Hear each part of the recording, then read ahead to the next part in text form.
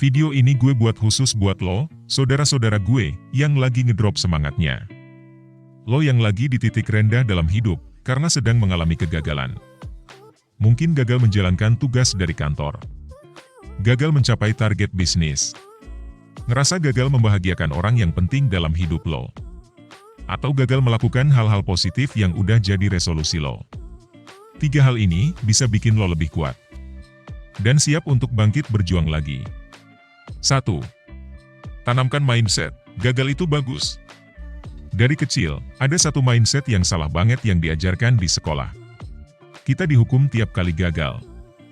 Dihukum tiap kali salah. Padahal, di dunia nyata, kegagalan itu hal yang normal bro. Bahkan banyak yang bilang, gagal itu bagus.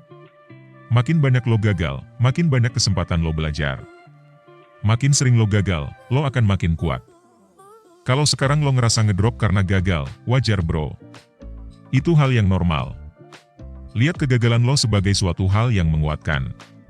Sebagai kesempatan belajar yang bikin lo lebih baik lagi. Coba lihat tokoh-tokoh besar dunia.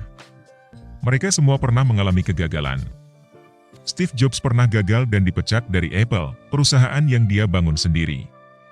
Bapak proklamator kita, Soekarno, berkali-kali gagal dan dipenjara sebelum bisa memimpin Indonesia merdeka.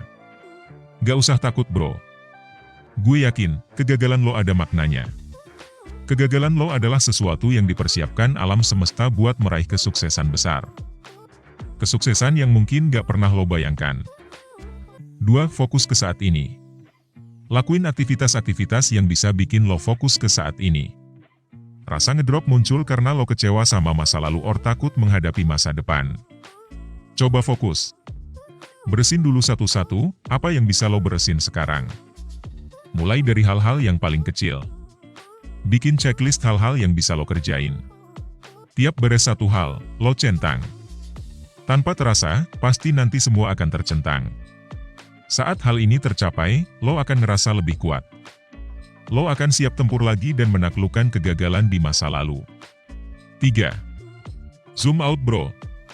Kalau lo melihat kehidupan dari mikroskop, lo bakal galau terus bro. Tiap gagal, akan bikin lo drop sampai ngerasa nggak bisa bangkit lagi.